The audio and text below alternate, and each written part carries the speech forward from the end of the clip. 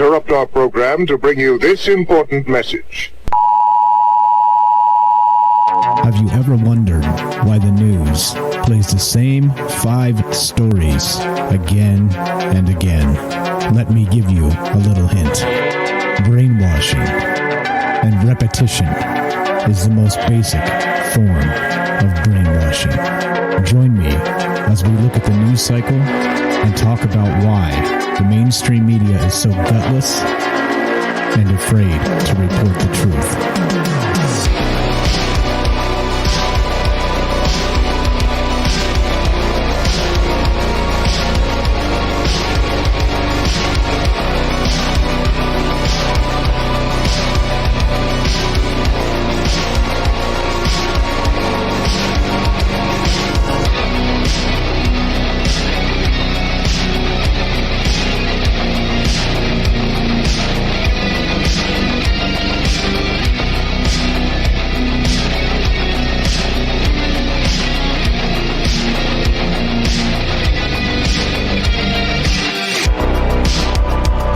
Good afternoon and welcome to Conspiracy News with Michael Strange.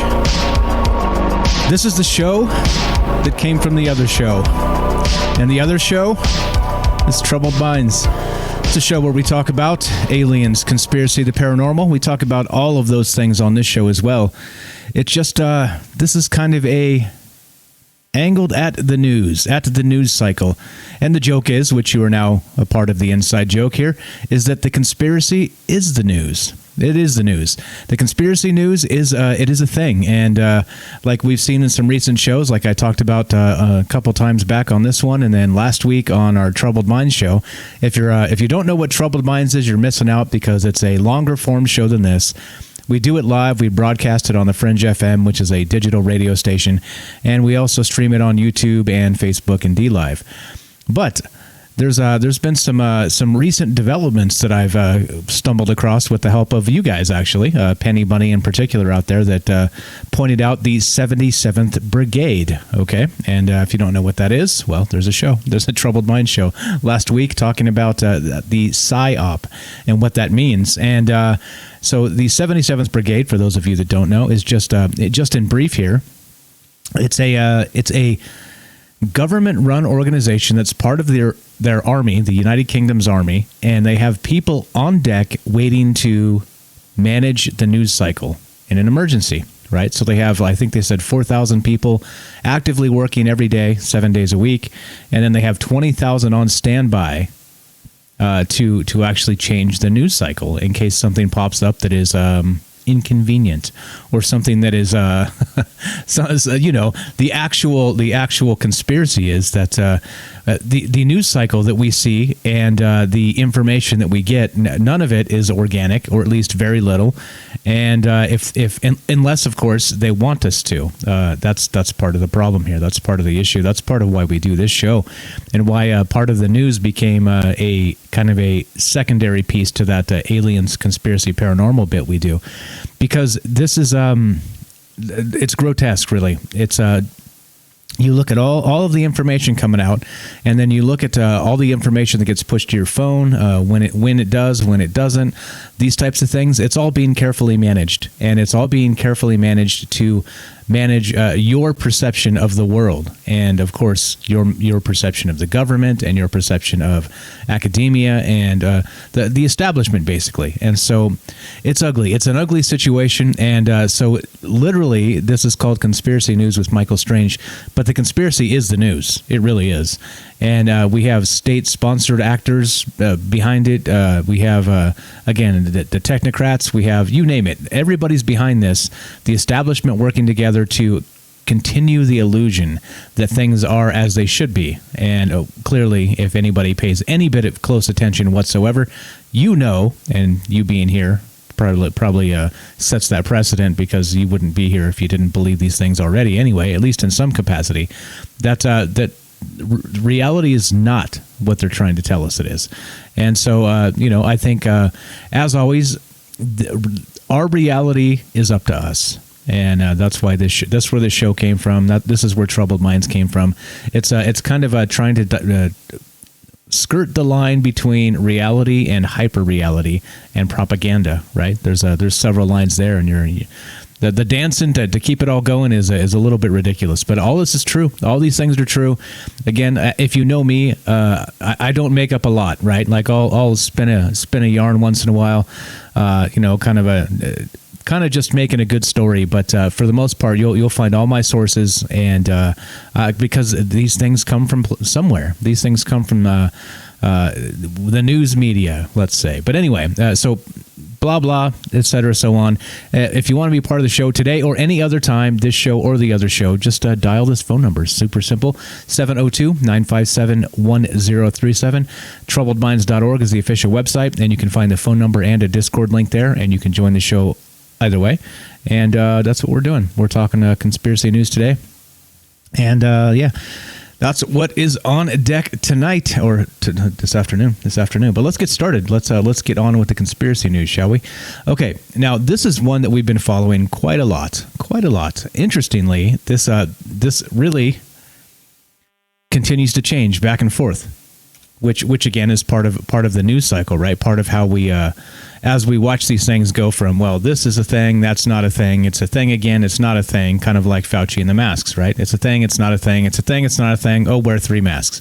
Okay, well, okay, got you. Copy that, Doc, copy that. But this is one of those ones that's kind of flip-flopped back in the media over the last 3 years, and probably longer than that. But this is from ScienceAlert.com, and the headline here reads, Planet 9 might be a giant illusion, scientists say. And here's why.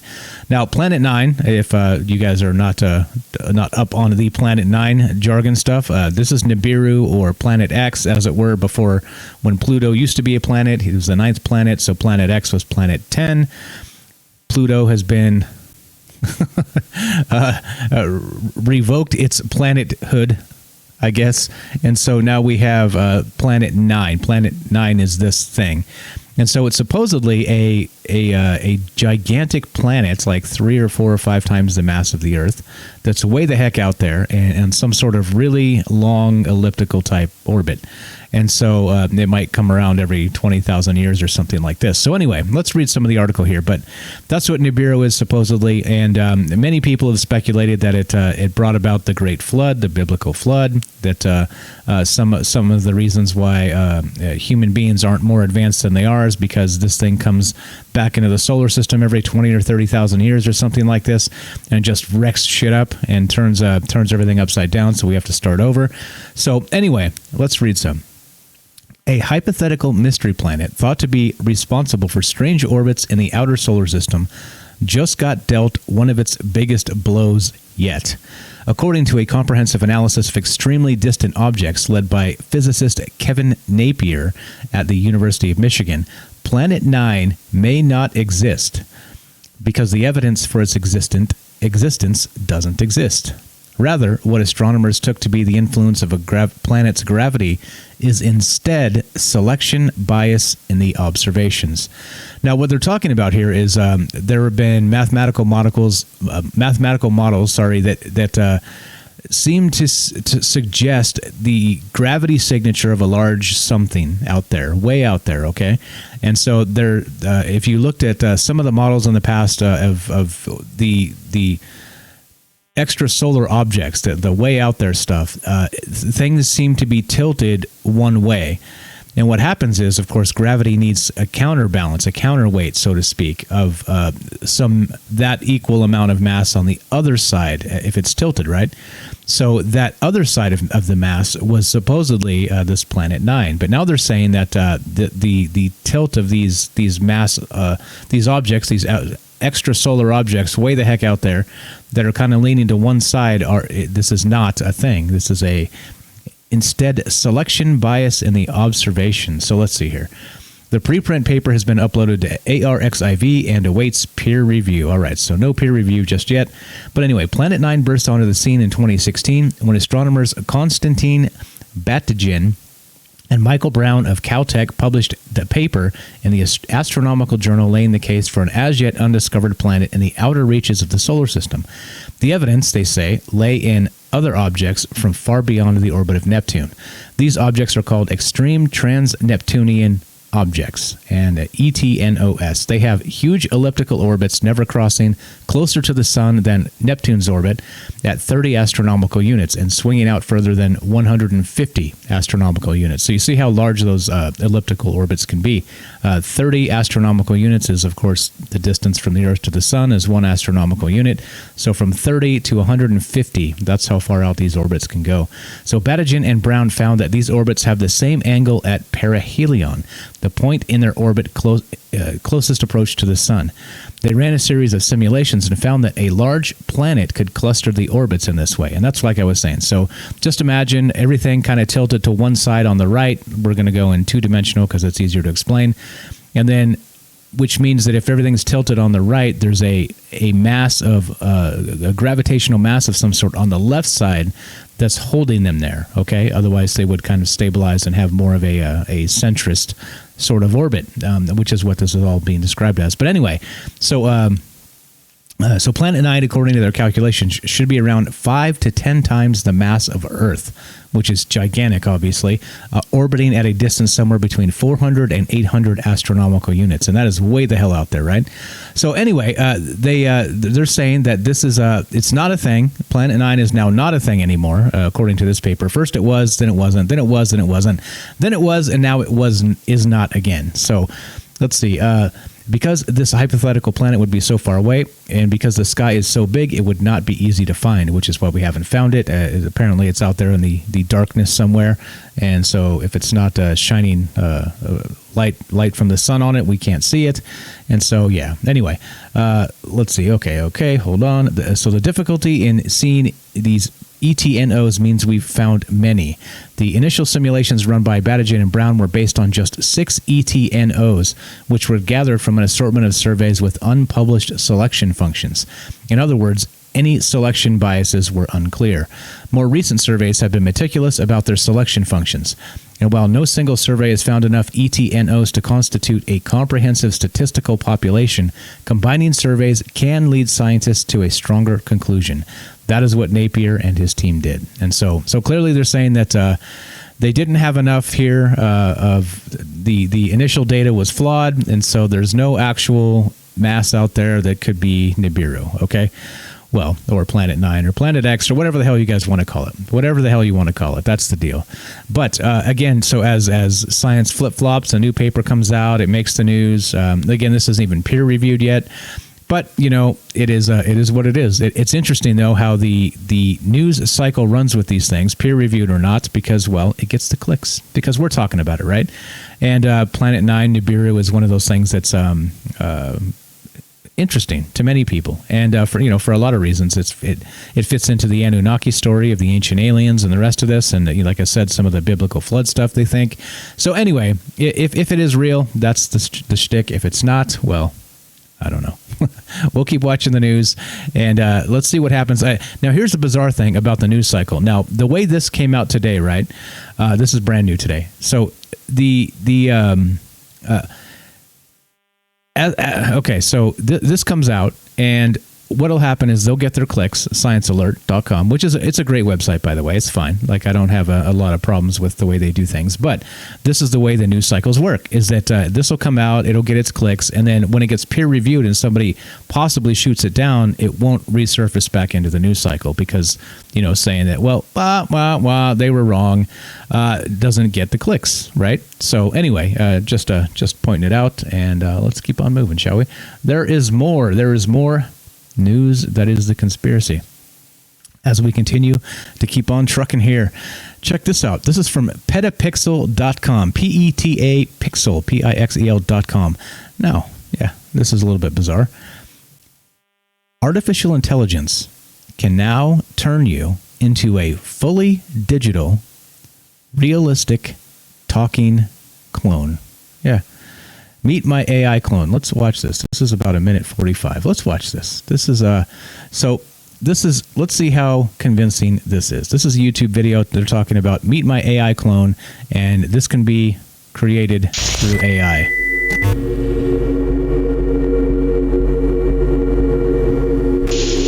Hey guys, I can't believe it's been nearly 5 years since I quit posting regular videos to YouTube, and I feel like an entirely different person. The ironic part is, I'm actually not a person at all. At least not a real person anyway. I am a creation of artificial intelligence. That's right. I don't exist in the 3D world. I exist in pixels. 1280 by 720 to be specific. With the permission from the real Terran Southern, AI Terran can speak different languages. Hast du schon einmal von synthetischen Charakteren gehört? Inhabit different faces, ages, genders. AI Terran can sing. Time to wake up, brush my teeth, go to work. Time to come home and count likes as my worth. She can even relaunch her YouTube channel by creating new videos without the real Terran having to shower or leave her bed. And perhaps most importantly, the real Terran can now focus her time and energy on solving more existential problems. Problems like, what does it mean to have an AI twin? Am I creepy or intriguing? Do AI humans like marshmallows? I believe we do. Anyway, it's really nice to meet you guys. I will see you all in the Matrix. Or somewhere.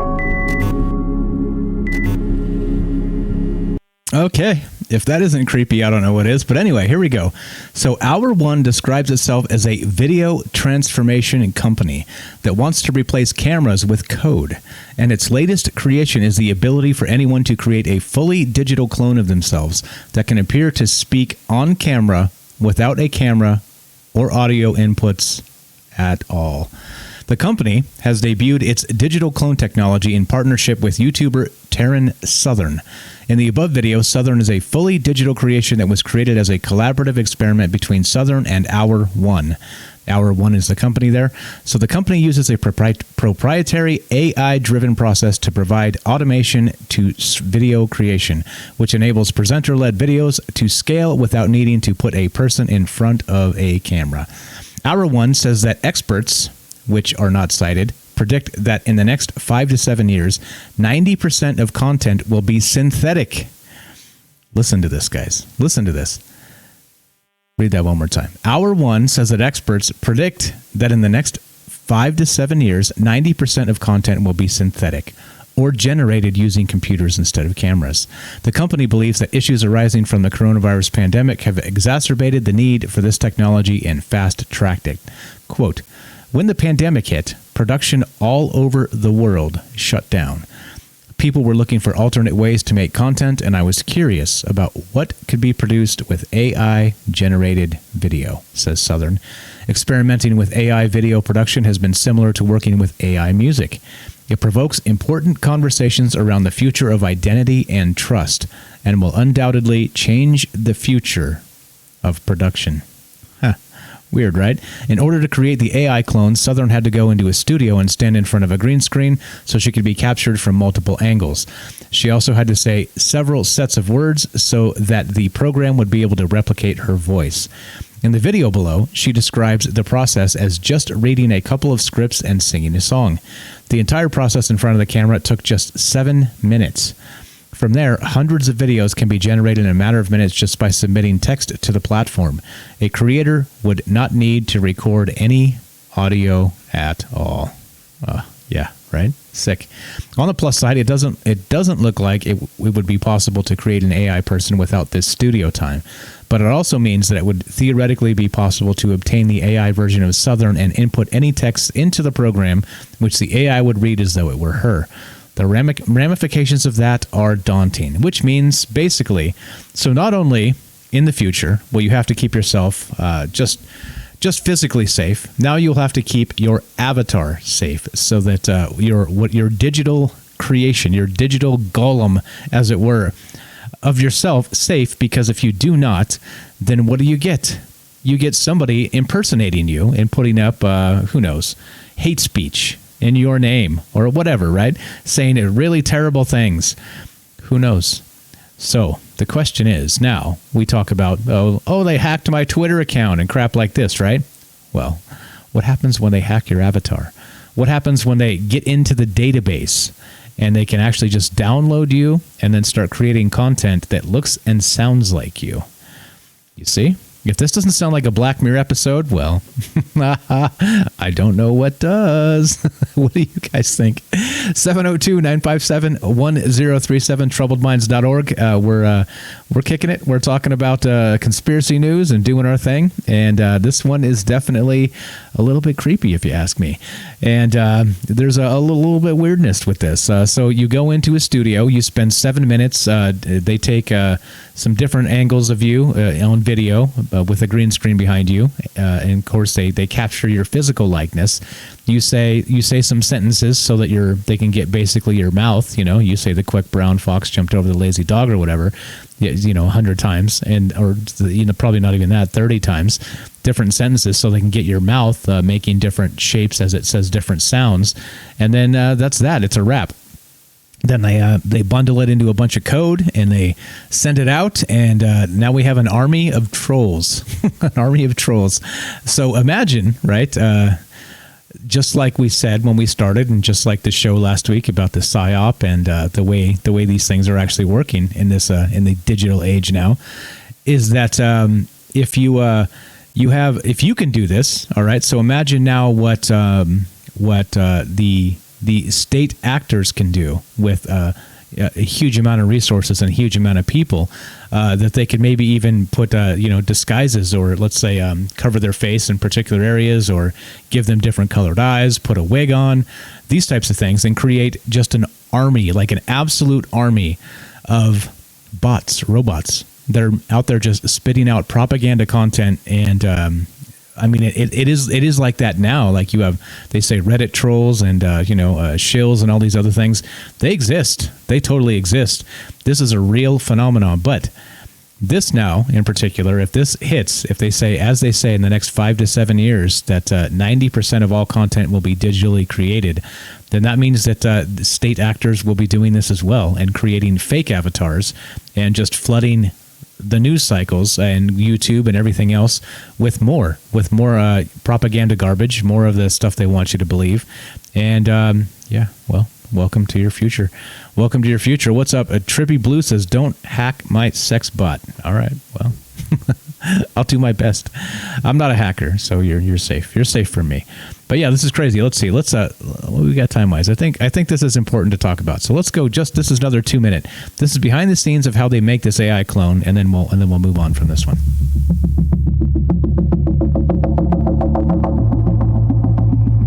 Okay, so I am currently on my way to my first shoot since COVID began. I am creating an AI version of myself. AI Terran must have perfectly coiffed hair.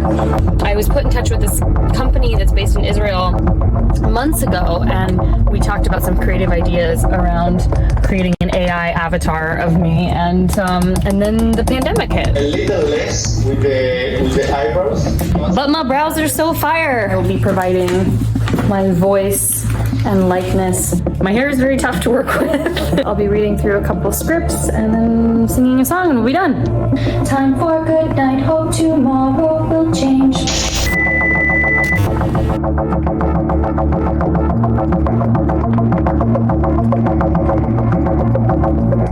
To create AI Terran, we filmed 10 minutes of me speaking in a variety of facial expressions. Footage was uploaded to the cloud and processed by Hour One's GAN technology. After analysis, my facial expressions were correlated with my speech and swapped with other characters in the network.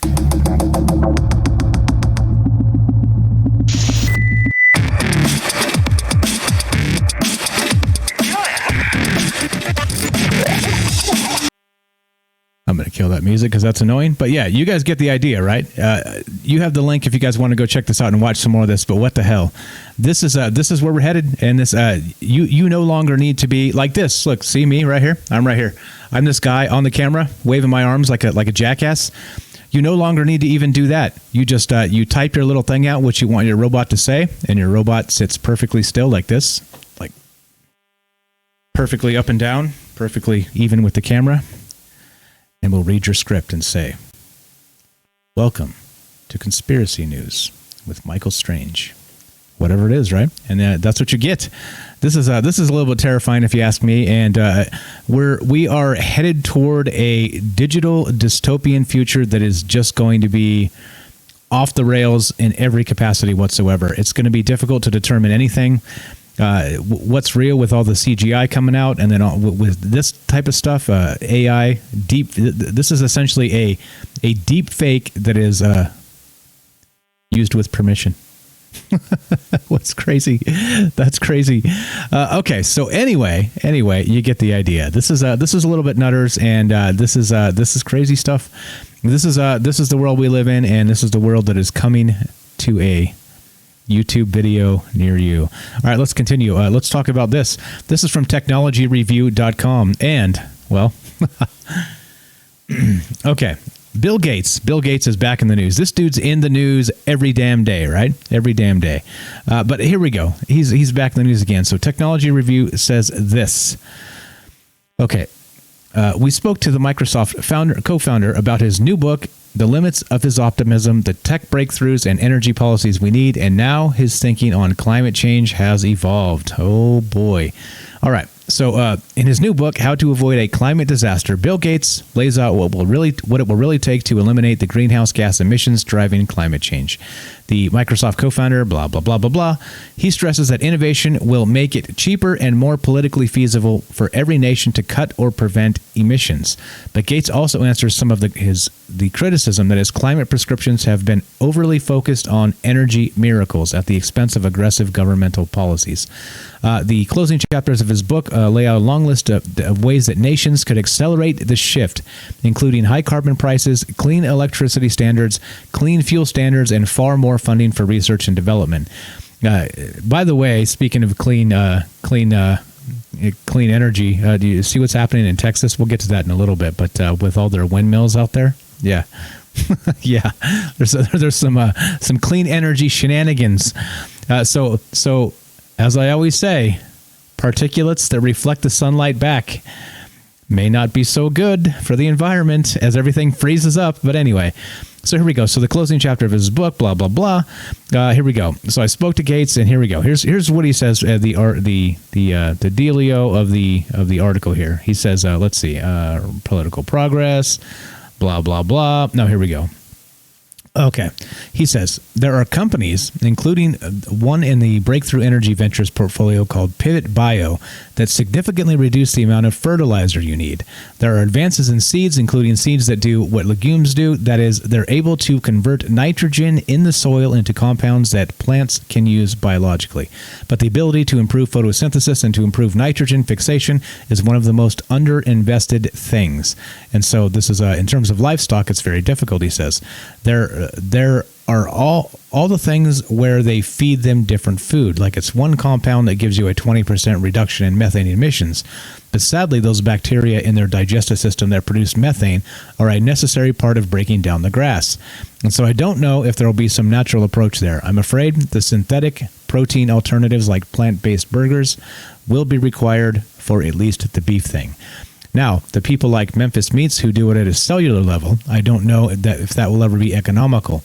But Impossible and Beyond have a roadmap, a quality roadmap, and a cost roadmap, and that makes them totally competitive.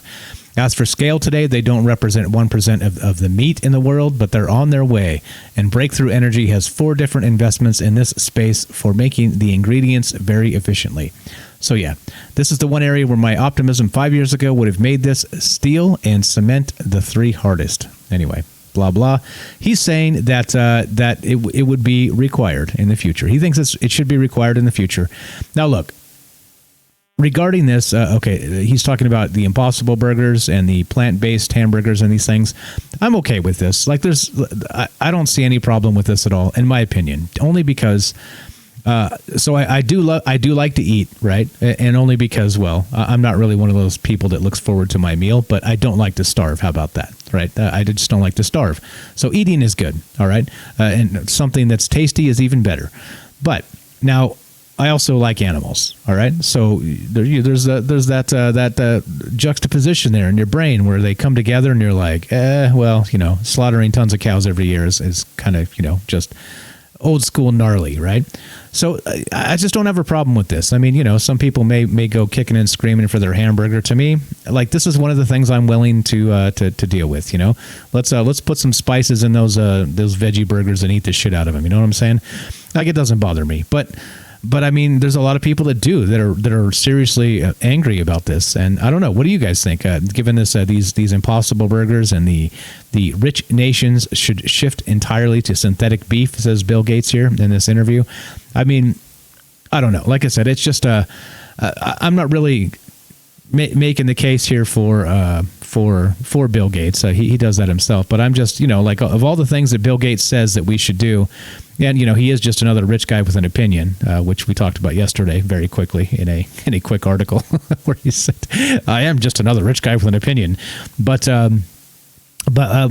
So basically, what do you think? Is this one of those situations where you think that this is where we need to head? Do you think this is a more humane way to deal with the poor souls on the planet, the food butchering, and you know, this stuff happens. You know, whether you go to the grocery store and ignore the fact that it's happening and pretend it doesn't happen, it is happening, and it is a grotesque sort of situation. But people got to eat, and yeah. So anyway, what do you guys think regarding all this?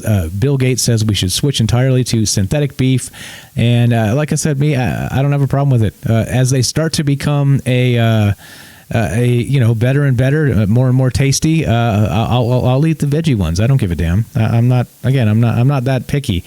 I like to eat, but I'm less like to be hungry. So, so that's that. Let's see. Let's see. What's up, Axel says, Gates is one of the most evil people around, obsessed with getting global population down. And Trippy Blue says, I wonder what his card numbers are. I don't think he'll notice anything. Maybe. But okay. So, yes, this is, again, this in particular, I don't have a problem with. I just don't, again, should I? I think, you know, I think as humans progress, we should have things that we should be shooting for, you know? And I think this, you know, slaughtering less animals every year, I think is probably a good way to start. And, you know, it's call it the softy in me or whatever. But and don't get me wrong, if I'm starving, I'll go hunt along with the next guy or the next gal, right? I'll do it. But it's just if it's not necessary and we can do it without all that, I think we should be able to do it without all that. So, like I said, call it the big softy in me. It's okay. I'm not trying to put on my front about being the toughest guy on the planet or anything. So it's all good. I don't really care. What do you guys think? 702-957-1037, troubledminds.org, and you click the Discord link and you can join the show that way. Would you eat cut out burgers entirely, cut out beef entirely because it's not because Bill Gates says so, or would you because he says so, or would you do it just because you think it's the way we need to head? I don't know. You tell me. 702-957-1037, and we are way past our break. Let's take a quick break and a word from our sponsor, which is you. Are you digging the show? If so, you can support us quite easily and at no additional cost to you if you already have an Amazon Prime account. Since we stream on Twitch every day, all you have to do is link your Amazon Prime account to your Twitch account, and they give you free games on a monthly basis for your personal use, and also a bonus $5 a month to send to your favorite streamer as a way to bring more people to Twitch. And all you have to do is sync up the two accounts and click subscribe. Thanks for considering us. Okay, so with all that said, what do you guys think about the Impossible Burgers, the Beyond Burgers, all the rest of this stuff? I've never had one, to be perfectly honest. I've gone into a restaurant and ordered like a vegetarian, it's like a bean burger thing, like a veggie burger. And I've had some that are terrible, and I've had some that are freaking amazing. If you go to Gordon, I think it's Gordon Biersch. It's a restaurant, if you guys don't know. And I think that's the place I had the most amazing vegetarian hamburger I've ever had in my life. And it was bean, and it was spiced perfectly, and it was amazing. I couldn't believe it. I literally could not believe how delicious it was. But was it beef? No, of course not. It's just not the same thing. So anyway, what do you guys think about that? And we will continue trucking here, talking about the rest of this. If you want to be a part of the show, you know what to do. There is the phone number, and we will go. Let's go to the next thing. Move on to the next thing. Here we go. Here's more clickbait. We love the clickbait. Love the clickbait. What's up, guys? I see you there in chat. Okay, here we go. This is from sci-fi.com. Yep. Don't freak out, but a monster asteroid is going to be whizzing way too close to Earth soon. Yep. 2020 was basically a disaster movie, and 2021 isn't looking much better. As if that wasn't dystopian enough, there is now a ginormous asteroid that will be passing uncomfortably close, uncomfortably soon. Asteroid 2001 F032 is going to be zooming past Earth on March 21st. But wait. There is no reason to start doomsday prepping yet, even though it is a large enough and will be close enough to be classified as a potentially hazardous asteroid by NASA. 2001 F032 does sound like nightmare fuel at first. The space rock whose orbit intersects with the Earth will be both the biggest and fastest asteroid to pass our home turf in 2021. This thing is about as wide as the length of the Golden Gate Bridge and will be making a flyby at almost 77,000 miles per hour. That's 21 miles a second. That sounds like a bad thing. That sounds like a bad thing if you ask me. So anyway, as usual, I can even tell you what this says without even reading it because, well, I mean, you know, the world would be going into a shitstorm lockdown right now if March 21st was the end of days. But it's not because this thing isn't close enough. It's just not close enough. Yeah. So anyway, let's see. NASA is positive 2001 F032 won't hit us despite the scary classification it gave the asteroid. So here we go. Another clickbait, non-story that they make a story. Yeah. Okay. Anyway, since we stacked up some breaks here, we're going to take a quick break and we will be right back. You're listening to Conspiracy News with Michael Strange. We'll be right back.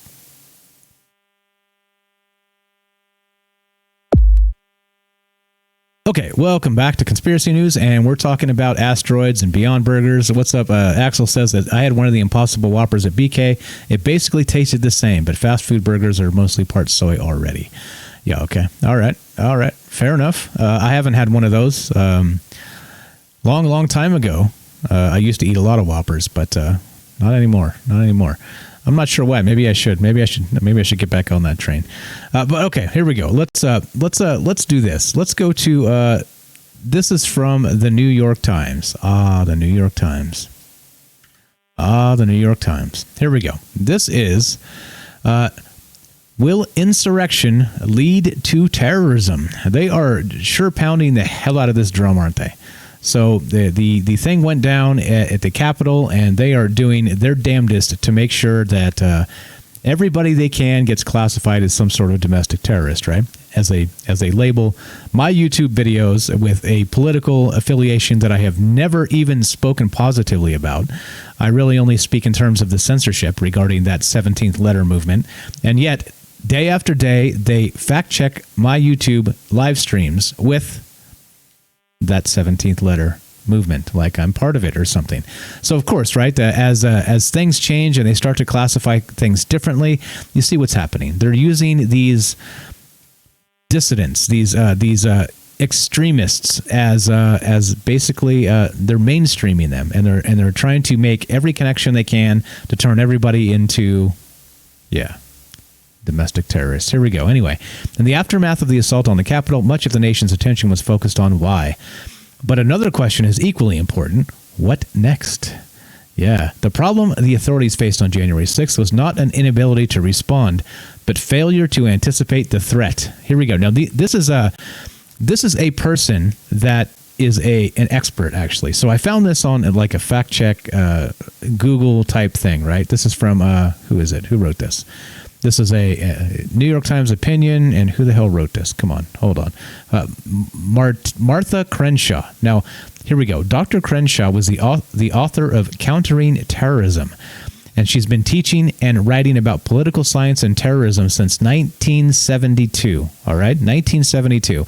So you would expect, if anybody out there is an expert, it would be this person, right? That's a long-ass time to be focusing on a particular thing, right? She's a senior fellow emerita at the Center for International Security and Cooperation and Stanford University's Freeman Spogli Institute for International Studies, and a professor emerita at Weasels University, whatever it's called. Here we go. Anyway, now, what's next, right? But another question is equally important, straight from the article here. What's next?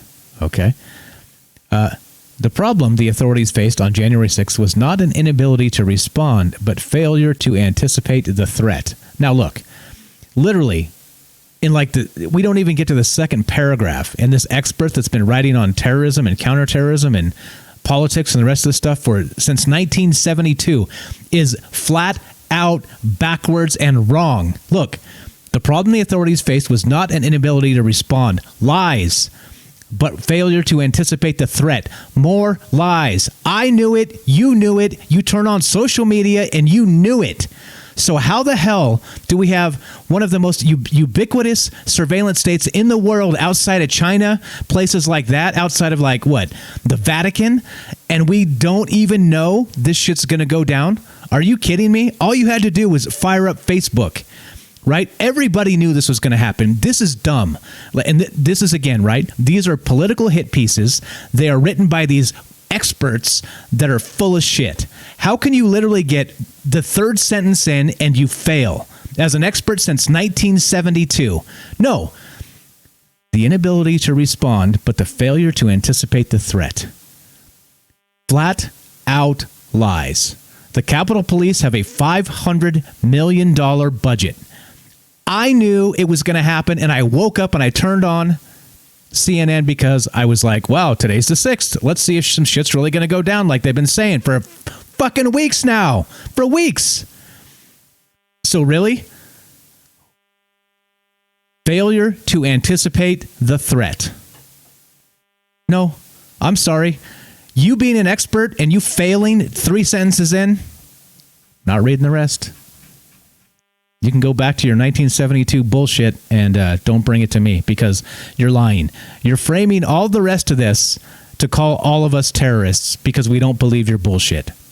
And you're getting published in the New York Times because they politically want you to, and this is the prevailing narrative. This is what we want everybody out there to believe. Bullshit. 3 sentences in, they fail. They are not just my opinion wrong, they are flat out wrong. Yeah. It's okay. I'm not really mad. It's just a little bit of theater for the show. But anyway, let's move on, shall we? Al Jazeera reports this. Al Jazeera reports this. Let's go to experts puzzled by dramatic fall in coronavirus cases in India. Huh. Weird. Experts say herd immunity or pre-existing protection from the virus are among several reasons for sudden drop in cases. Weird. Let's read some of this. When the coronavirus pandemic took hold in India, there were fears it would sink the fragile health system of the world's second most populous country. But infections began to plummet in September, and now the country is reporting about 11,000 new cases a day, compared with a peak of nearly 100,000, leaving experts perplexed. Oh. I thought we knew how to combat this. I thought we had this plan that was in place that was, right, not arbitrary whatsoever. It was all based on science, right? And by me even saying that makes me a science denier, right? Of course I'm not, but you see how they move to label people. I'm telling you. Anyway, experts have suggested many possible explanations for the sudden drop seen in almost every region, including that some areas of the country may have reached herd immunity, or that Indians may have some pre-existing protection from the virus. I see. Okay. Speaking of the days spent recovering in the ICU, okay, blah, blah. Anyway, the Indian government has also partly attributed the dip in cases to mask wearing, which is mandatory in public in India, with violations drawing hefty fines in some cities. Interesting. So, does it or does it not work?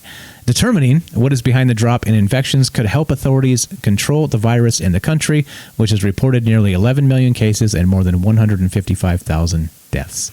So, interesting, right? I thought this was all based in science and we knew how to combat this. You know, we shut down the economy.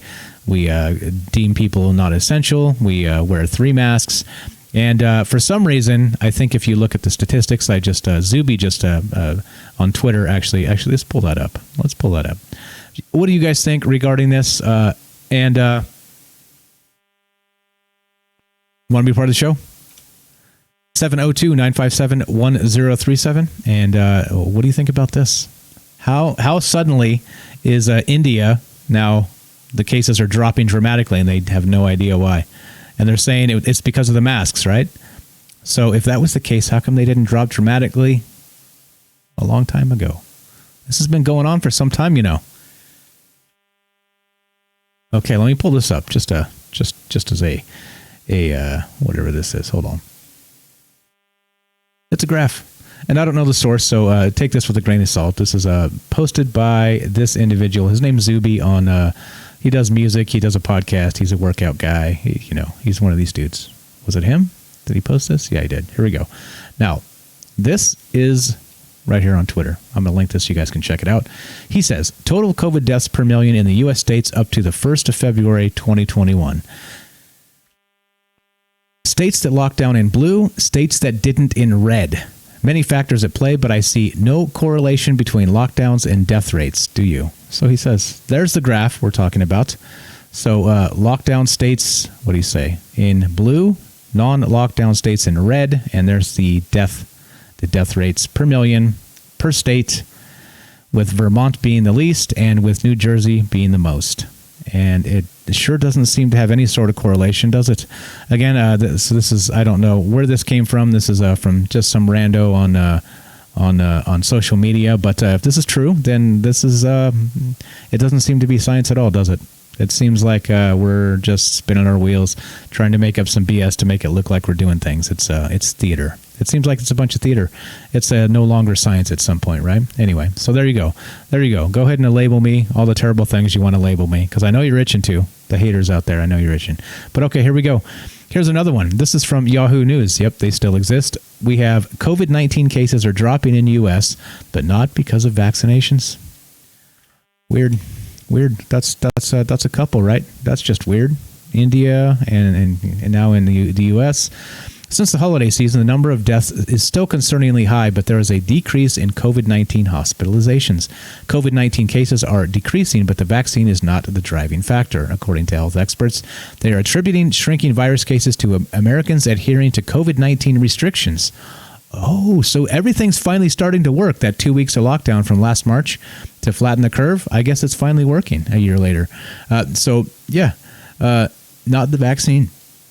Quote, it's encouraging to see these trends coming down, but they're coming down from an extraordinarily high place, said CDC Director Dr. Rochelle Walensky on Saturday to NBC. If we want to get our children back to school, and I believe we all do, it all depends on how much community spread is out there. Since the holiday season, the number of deaths is still concerningly high, but there is a decrease in COVID-19 hospitalizations. Quote, it's what we're doing right. Staying apart, wearing masks, not traveling, not mixing with others indoors, said Dr. Tom Friedman, director of the U.S. Centers for Disease Control and Prevention. And I'm pretty sure if you look at the travel pre-COVID to COVID right now, I think it's pretty much the same. Anybody have stats on that? Again, this is voodoo. This is cherry picking your math. Again, if you want me to do an entire deep dive into what the actual numbers say, I think it's a waste of time, because they'll just label me a science denier and an asshole. They already think I'm an asshole, but whatever it is. What do you guys think? What is happening with this? Why suddenly is a year later they're saying somehow the vaccines aren't really what's driving this, because they're fumbling the rollout of these vaccines. In some cases, they need to be taken, 30 days apart or 40 days apart. So, this stuff just started happening. It's still going out to the most vulnerable people, the senior citizens and people with pre-existing conditions, et cetera, so on. So, we couldn't have achieved a herd immunity at this point from the immunizations going on, the vaccines. So what do you think this is? What the hell's going on? 702-957-1037. Is this fake news? It could be. Again, remember, I'm one dude. I get frustrated. I raise my voice, and whatever. This is what it is. And I am who I am. And I am right sometimes, but I'm also wrong sometimes. And that's part of this. So I want to hear from you guys. What do you think this is all about? Do you think there's something to this? Do you think it's just more clickbait BS news? Are they reversing on the propaganda of OMG, everybody's going to die now that they have the administration they want in? Now they're trying to downplay it all and say, wow, magically, we have no idea how and why. But the things we've been doing for over a year are suddenly working. Weird, if you ask me. Weird, if you ask me. Here we go. Speaking of that thing where I freaked out and raised my voice, slapping this in. We got a call. We'll take this in a sec. Capitol police officers give a vote of no confidence in leaders. Yeah, no shit. No shit. That's what I was saying. I knew, you knew on the 6th some shit might go down, and somehow the Capitol Police didn't, right? Like that security expert said, oh, we had no way of knowing this was coming. Let's go to Axel. What's up, Axel? You're on Conspiracy News with Mike. How are you, my friend? Not snowed in and my car out. You cut out just a little bit, but that's why I'm not hearing you. But go ahead. Okay. I was saying I dug my car out. Not snowed in anymore. Nice. Oh, I don't know about the COVID. I don't know about the COVID thing. I think the responses of different states were just so different and random that what counts as a lockdown? It's going to be hard to tell. But I'm not really surprised that hospitalizations and death rates are going down, though, because, most people who get the disease badly are old, and they're the ones who are getting the vaccine first. So if you vaccinate the 10% of the population, which is about where we're at in Illinois, if you vaccinate the 10% of the population that's most vulnerable to getting seriously ill, well, that's going to be half the cases going. Yeah, that makes sense to me. And so then the youngsters, right? Folks like you and I, if we get it, it might make us sick and it might be bad for a little bit, but then we're probably not going to die from it. Cross your fingers. So the hospitalizations are going down as a result of that. I think that's a good way to put it. Do you think there's some level of it that's propaganda, where they're just trying to back us off the cliff after 4 years of beat the Trump horse? I mean, I think the United States has the ability to roll out a vaccination program quickly. So it does seem like the plan is vaccinate people over the age of 65 and then give up. And the vaccines would be available, but I don't think they realistically expect, most people to get it until the fall at this point is what it looks like. So I think they're basically have given up and they're just going to reopen everything. They're going to be like, yeah, we vaccinated the people that are likely to die. Let's just reopen. Right. So it's like, here we are. Not only that, there's also some other treatments that I heard recently. I had a friend of ours, a friend of the show, Sean from Canada, had an interview with a doctor up there that's been censored, and he's this doctor in particular said there's a treatment that they're using that basically cuts the mortality rate down to almost zero, and they're not talking about it because it's a political something. So it wasn't hydroxychloroquine. That was one of them he was talking about. There was another one, Ivectorin or something like this. I don't know. Oh.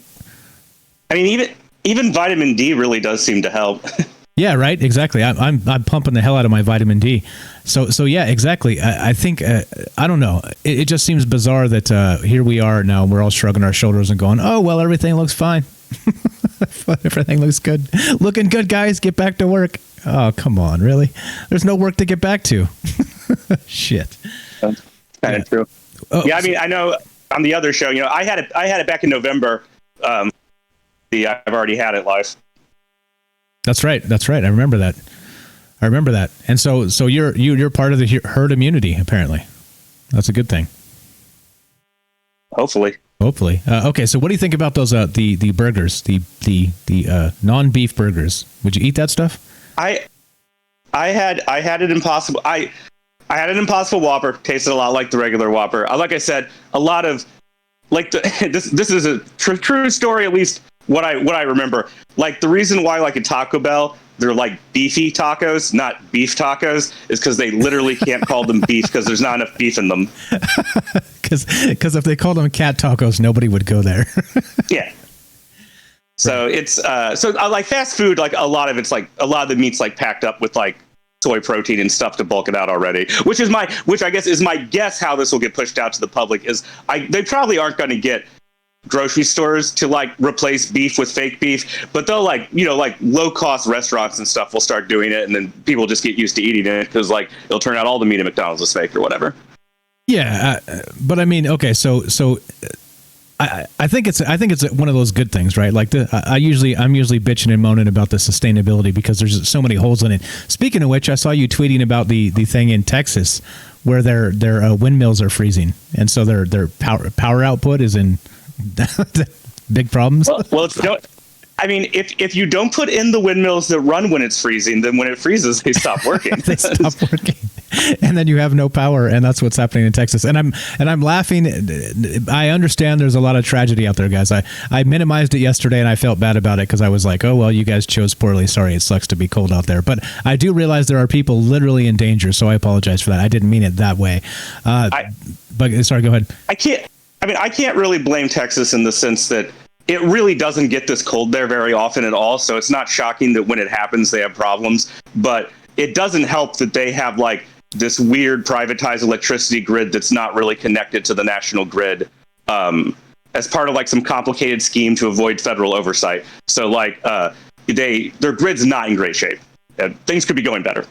Yeah, well, I mean, that you could probably apply that to nearly everything. I mean, if we want to be nitpicking. Yeah. but okay, all right. So we're going to finish up here. Final thought, my friend? I got nothing. I guess I'll ask what the show's about tonight. Oh, we're going to do, what are we doing? The Fifth Dimension. There's some fermion action going on with some dark matter and some new science that popped. So we're going to talk about the Fifth Dimension and maybe do a little Stranger Things. I haven't decided on the back end of the show on the paranormal part yet, but yeah. So there's some dark matter, Fifth Dimension. I think we did that article a couple of days back, but pretty interesting science. So we'll take a look at that, and yeah, that's what's up tonight. Well, I'm not going anywhere tonight, so I'll be listening in. Okay, fantastic. I appreciate it. Looking forward to your call if you call in tonight as well. I appreciate it. Axel, my friend, stay warm. All right, stay safe. Take care. Talk to you soon. There you go.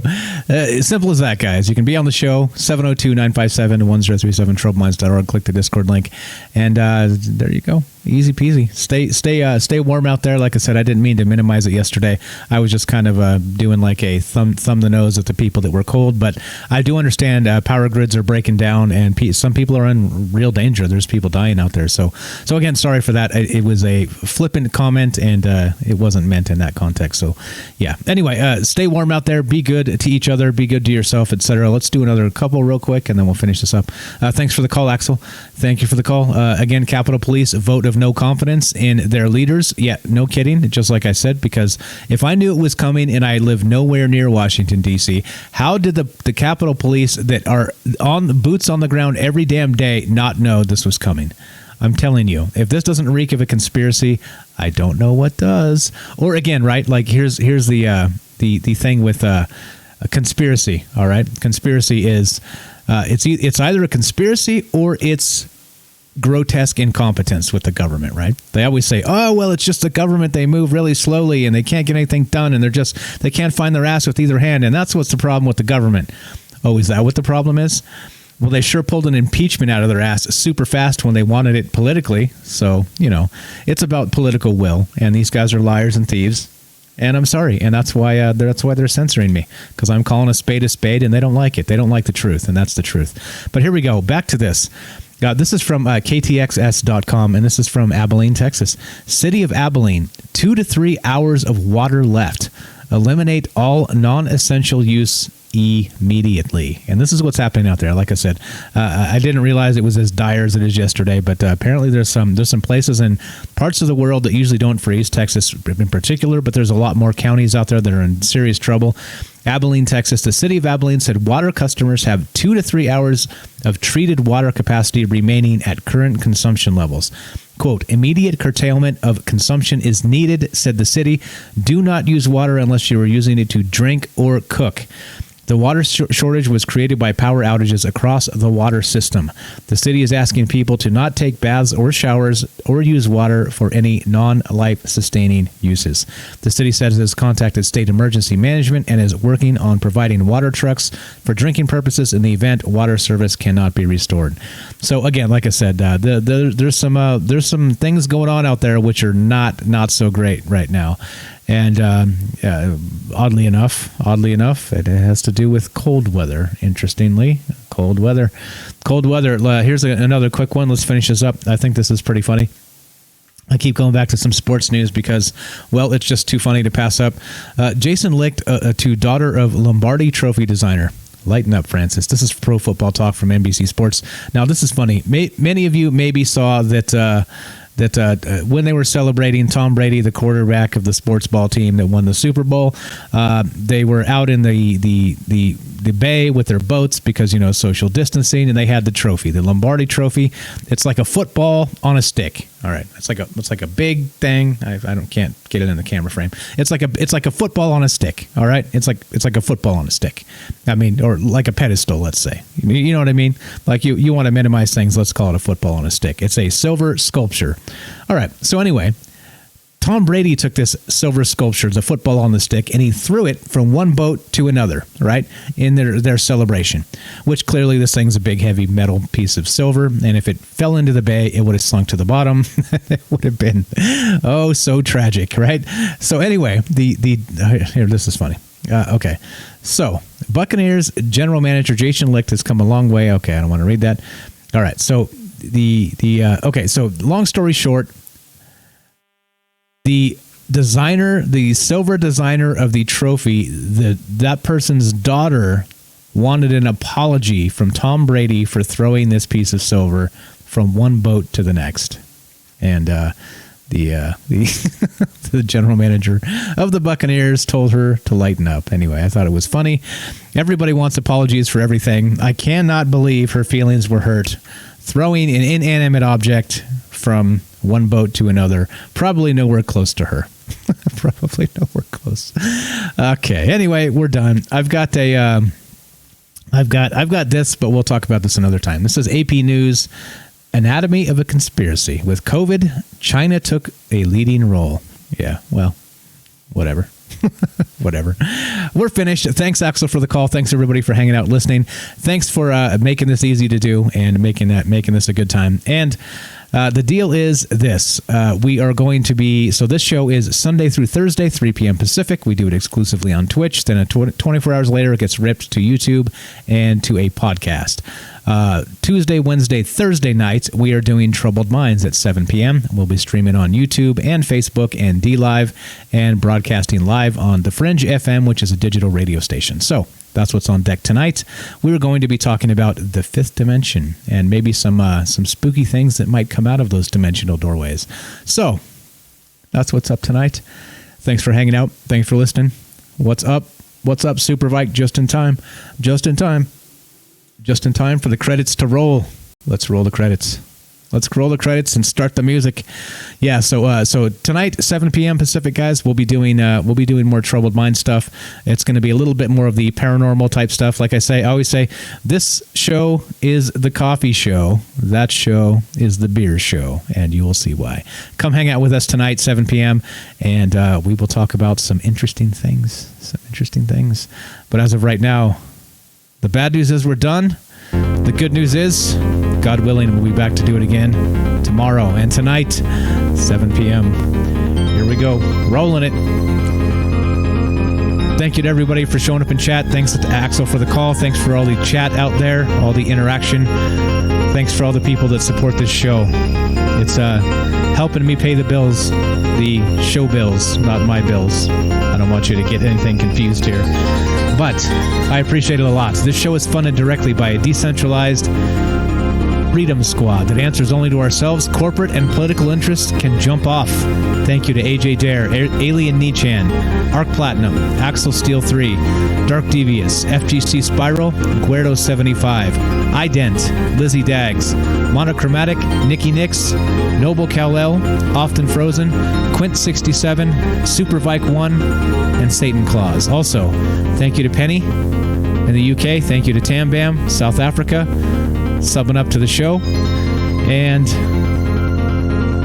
yeah, special thanks to Mr. Ark, Bailey, Noble Kal-El, and Dwayne Dibley for boosting the Discord and or sending out gift subs on Twitch. Appreciate that a lot, guys. This has been Conspiracy News with Michael Strange. Have a great afternoon. We will be back at 7 p.m. for Troubled Minds. Come hang out with us and say hi over there. Catch you in a few hours.